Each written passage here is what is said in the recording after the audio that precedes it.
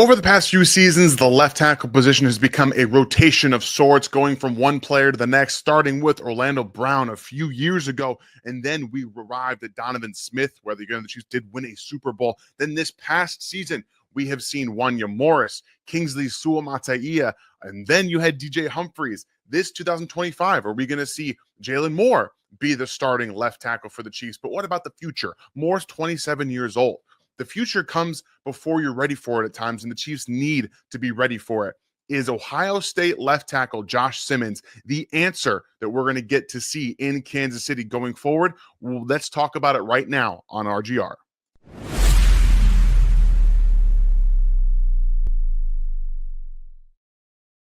Welcome in, everybody. My name is Daniel Harms, senior film analyst, and today, like I said, we are going to talk about Ohio State left tackle, did get injured, Joshua Simmons. Now, he played left tackle for them, played right tackle before that, before he transferred to Ohio State. He came in and was playing some of the best football in the entire country before he sustained that foot injury, and they can be tricky. We're starting to see some reports slip out about why he could be falling in terms of off-field concerns. One report today that came out about fundamentally bad football player and just a finesse guy, lack of power, can't absorb power. So let's go ahead and dive in the tape and talk about these things specifically and why we're going to talk about the debunking of some of these aspects right away. Off the top, you get a player who can be a front side blocker. You see the physical nature, which he tries to really torque players around. That was one of the things that he did at Ohio State this past year. I watched all 6 games that he played.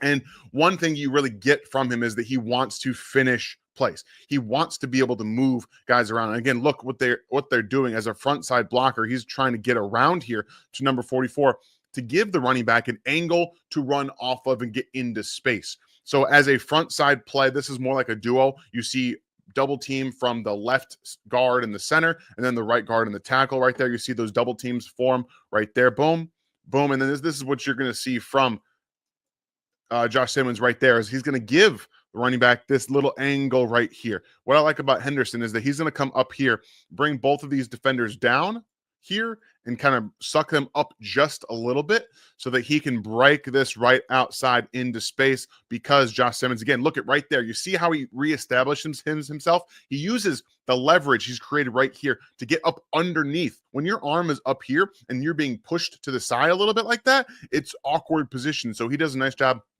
of creating even more, and then he gets around that edge player to be able to create this big lane for Travion Henderson to break into the end zone, well, close to the end zone. So all in all, as a run blocker, front side, he's multifaceted. They run a lot of like single back power. They do some duo. They run a lot of zone as well. They ran a lot of zone at Ohio State as well. But you see also on the backside, I like his mentality, because it's not just about getting in the way. It's about making sure this defender isn't going anywhere. So he goes inside right there and snatches him down and then puts him into the ground. Again, technique, right? Not someone who's, I guess, at a loss for technique when using his hands at all in any way, shape, or form. So you can see, again, they're going to run this down right here, and he's got to get to this defensive tackle right there, and that's what you want to see. Boom, that lateral agility, lateral quickness to be able to get out there to 91, and then you see he slaps both hands down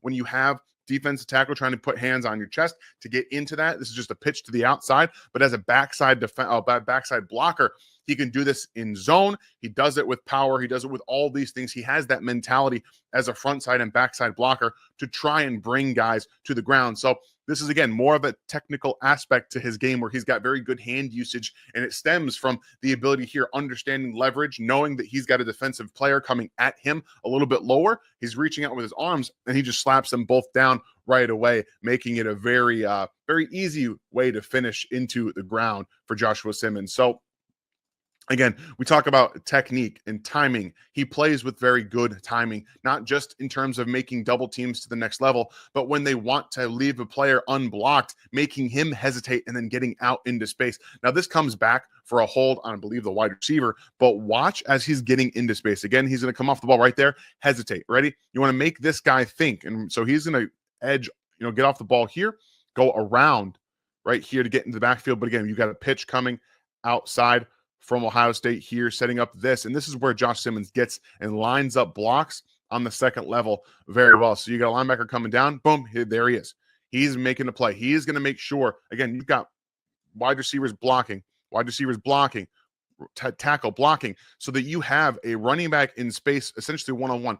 All running plays, every play is designed to go for a touchdown, right? And when really, idealistically, it's designing a play to get your running back one-on-one in space with a defender, because there's a lot of space here. And that's exactly what Josh Simmons does. Again, he's not going to give up either. Look at, he's going to keep blocking him. He's going to keep going. This is not a guy who lacks effort, not a guy who has concerns to be able to, be a physical player, want to finish plays. Look at, on the linebacker in the second level, he does not give up, and he keeps pushing him downfield as he's running down there. So again, where this whole technique, physical nature, and then effort stuff comes into play, finesse, I don't really get that. You don't see players, and by the way, these types of effort plays, he makes every single game that I watched. Every one of them, whether it's on the backside, the front side of a block, or he's getting into the next level where he's going to hitch around and try to wall off a linebacker, a corner. He lines up second level blocks very well. And again, that translates to his double teams to the next level, playing with that good timing and athleticism. You can see it right here. They do a lot of different things they did a lot of the different things with Josh Simmons in terms of getting him out on the move, because he has really good timing, footwork, and the ability to not only laterally change direction quickly and flip his hips, but get upfield quickly with that initial burst off the line of scrimmage. But there is, from time to time, some things in his game that he does need to work on. And for me, it stems from the lunging, right? He's going to come out of his block, out of the snap right here, and get on the defender, go underneath a little bit. So sometimes you see him do, the scoop. I don't like the scoop very much. It puts too much time into it. Defenders can see it coming, but what it does is it creates a little bit more of a outward reaching effort from Josh Simmons. And then when you do have that time as a defender to process what's happening, seeing arms come down, you can then pull through, right? He wants to come through that area and try to make you a little bit more, I guess, pushed off the ball. So when you see all the things that he can do, you just got to limit this right here, the scooping of the arms. One thing I will say, when you played Marshall, when he played Marshall, they pretty much did not line up Mike Green, their edge defender over here, against Josh Simmons almost at all. They avoided him nearly at all cost. And that is an area that I'm interested in, because overall, he didn't see a lot of pure speed, a lot of speed guys. He didn't see a lot of speed rushers, guys that had that really tuned upside like a Mike Green does in the NFL. So that's an area of his game that we didn't get to see in 2024. But judging based on the technique and the effort and the ability with which he got better throughout the season, and from 2023 to 2024, we can project a little bit, because one thing we know for sure is that the technique is there. You got to work on some things with the lunging. But again, when we talk about the double teams right here, you're going to have one from Josh Simmons, and he's going to time it very well. Block down, boom, block down, give him a really good shove to the side. Let the left guard be able to take that over. So block down, boom, and then get to the next level. That's all what we want to see right there. Boom, time it up. And then you see Travion Henderson kind of run into the back of an offensive lineman, bounce out to the left. But there's so much room out to the left because Simmons blocked down and then got to the next level with the tight end working there as well to create another explosive run. So timing is always very important with these double teams. And again, you've got more of this zone almost where you're blocking down, but you're creating a big cutback lane. And that's exactly where Travion Henderson's going right now. But there's coming off the block, Josh Simmons coming off the block, getting on the number 9, the linebacker. So yeah, run game. I don't think there's many run concepts that he can't run. I don't believe for a second that he's a finesse player, but you can use him in a lot of different ways. And like we talked about with the multifacetedness, right? He was used in a lot of different ways at Ohio State. We talk about the timing, getting up into the second level and having that athleticism to be able to do so. But what he really brings is that multifaceted approach to come down, again, get out in space and just want to be physical. And there he is, like going after a DB, just wanting to be the aggressor in that situation regardless. So he can pull, he can get out in space, he can lead block for screens, he can do all of those things. And there really isn't any concerns in terms of football IQ, the technique to be able to run block, to block zone, to block power, and then the timing that he plays with is really why I'm kind of in this bucket with Josh Simmons that he would have been a top 10 pick. Maybe had he not gotten hurt. And then some of the things that we are seeing coming out about him at the point. But we are going to take a little break right here to talk about our new partners at RGR. We're very thankful for Underdog to be here and sponsoring the channel. And we want to take a few minutes to talk a little bit about some of these pick'ems, because I have a lot of fun doing these. You guys know, if you followed me along with this the last 2 weeks, you know, we've gotten a couple of things right. You're not going to get all of it right, but we want to talk about these. If you guys use the code RGR at sign up, you can get up to $1,000 bonus cash when you do sign up using that code RGR. So you guys know, this is not new information if you watch these over the last couple of weeks. I like to stick with the popular players. These are guys that I'm big fans of for the most part. It helps me pay attention to some of the better players in the NBA. Last night, I nearly had another one hit for me. What this is you're just trying to go higher or lower on the totals that you see here. And for me, I like Tyrese Halliburton. I love watching him. And last night, he went higher than his point total. And I know that he's playing back-to-back, but I like to see him play against this Los Angeles Lakers team. I think that this is going to be a fun game going down into the fourth quarter. You know, Luka Doncic is always somebody that you could probably take the higher on, and he most likely gets it. I think the Pacers are a good defensive team. Probably going to stay away from that and go back down here to Quentin Grimes and zoom in a little bit right here for you guys, so you can see what I'm talking about.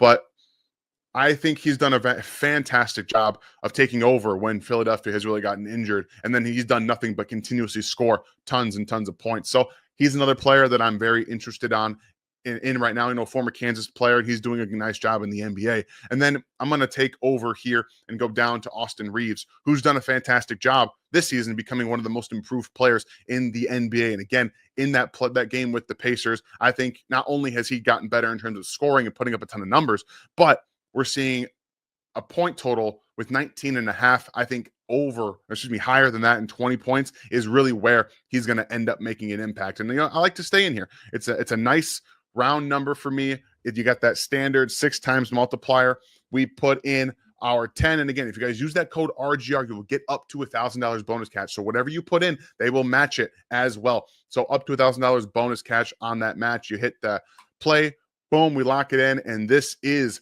the lineup that I'm setting for tonight with this pick'em. So please, I appreciate y'all tuning in and doing some of these with us. And we really do welcome our sponsor, newest sponsor here at RGR, being Underdog. And we're very happy to have them.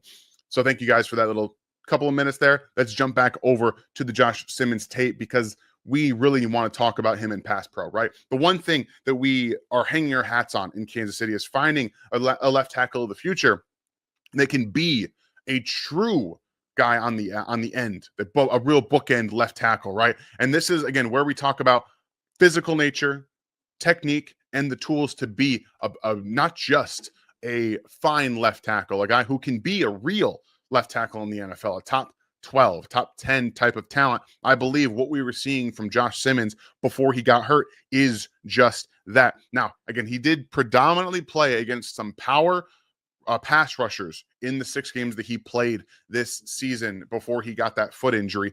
But you can see the mirroring tools. Again, he has 2 kind of pass sets where he's going to be more an aggressive, or a flat set where, again, you see him kind of attack right here like you do against 93, or where he can also match his pass sets based on who he's pass protecting against. You have some speed guys. He does have the 45 degree where we see the Chiefs really predominantly play that in the vertical.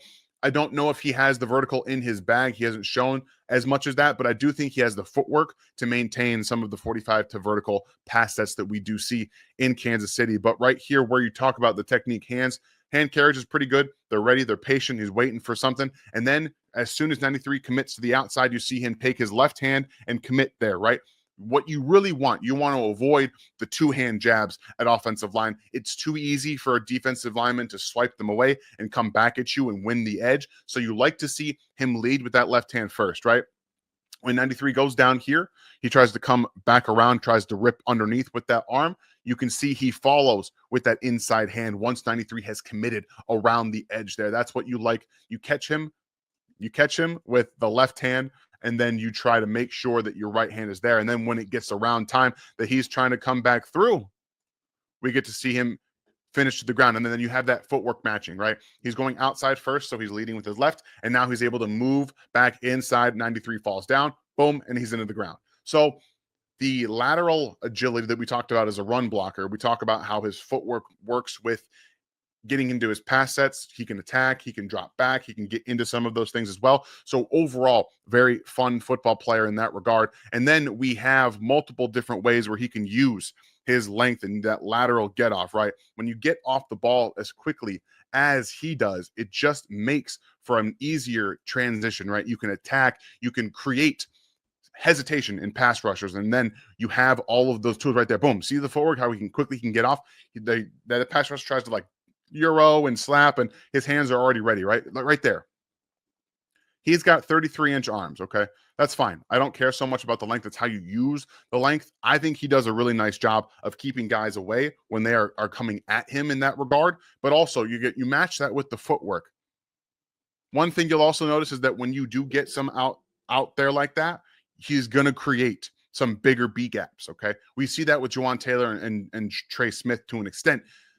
So maybe you got to try to mitigate that a little bit. And that's why you see more vertical sets from some of the players the Chiefs want. And that's why you try to match that with a better, more athletic guard.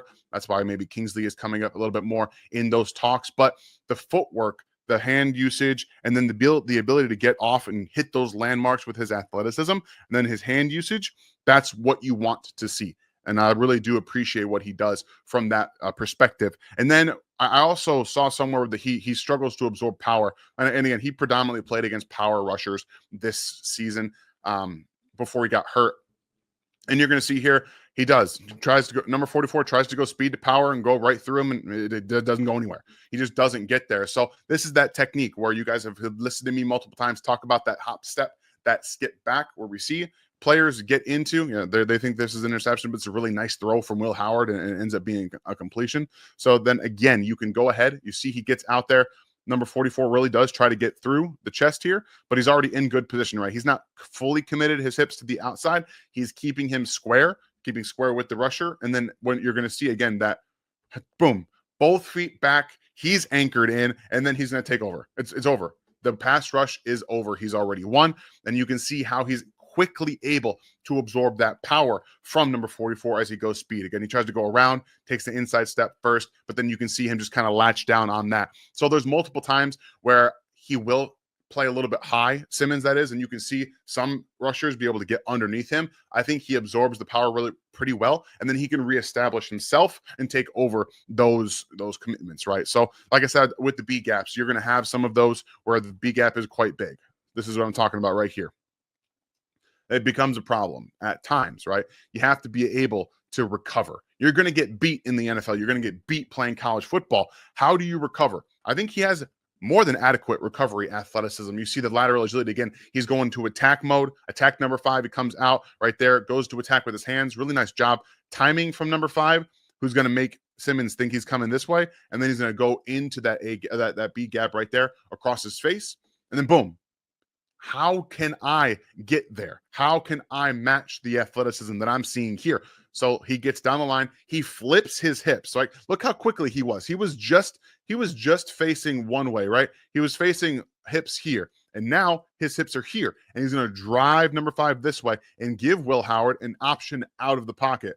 How the type of athleticism right there required to flip your hips that quickly and be able to do that is unique. So what we know from years and years of watching the Chiefs go from tackle to tackle to tackle to tackle, right, is you have to be able to bring more to the table than just athleticism, just, footwork. You have to be able to use your hands properly. We haven't seen hand technique very much from the last couple of iterations of tackles that have played for the Chiefs over the last season. So Josh Simmons, again, he has tactics in his bed. You guys saw the slap down from his hands. You've seen his hands move around. And this time, he does a little bit different.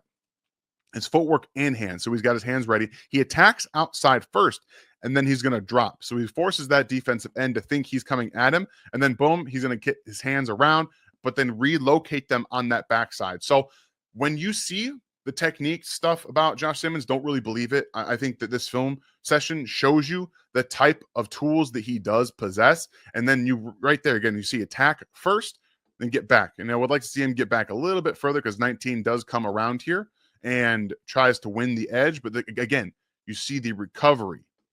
Gets one hand out, uses that length again. What do you have as length? Use it. How do you use it well? And then he catches him, kind of pulls him down in the process. You see him kind of bend number 19 down, and then it's over. He puts him into the dirt. Pass rush has been negated. So, all in all, Josh Simmons, is he a perfect player? There are no perfect players in this class. Maybe one, maybe two, but they all have some warts to their game, things they need to improve upon. Blue chip prospects are a dime a dozen, right? It's hard to find them. Josh Simmons might have been a top 10 pick had he not gotten hurt this season. We could have seen him against some of the best pass rushers in the Big Ten. He didn't get that far. But what we're seeing from the technique, the athleticism, and the tools to actually sustain. And another underrated fact is that the Chiefs, if they're able to draft him in the first round, Jalen Moore is your starting left tackle. You tell Josh Simmons he doesn't have to play all season long. I know that's hard for some of you to sit and watch a first round pick sit on the bench, but he's going to have to recover anyway. When he gets back to full health at some point this season, he's allowed now to work beyond with the team, get in there and start to make a difference and learn from these tackles and get better. Because I think physically and with the tools and the traits that he already has, he already is a technically better player than both Jawan Taylor and Jalen Moore with his hands specifically. So there's a lot to like about the upside there. And then when you see him getting to work, hopefully Andy Heck can develop him a little bit. That's one thing we need to see and consider with the left tackle position in general. But overall, Josh Simmons is a player that if falls to the Kansas City Chiefs, if they've done their homework and the background concerns are nothing to them, they're not as big of concerns as everyone else is making it out to be, then you should draft him, let him sit, and then you have a left tackle of the future. So I hope you guys enjoyed this film breakdown of Joshua Simmons, the left tackle from Ohio State. If you are new to the RGR channel, please come become a member here, sub to the channel, and then hopefully I was able to earn a like from you guys as we get through this and learn more about football together. You guys have yourselves a great rest of your day, and I'll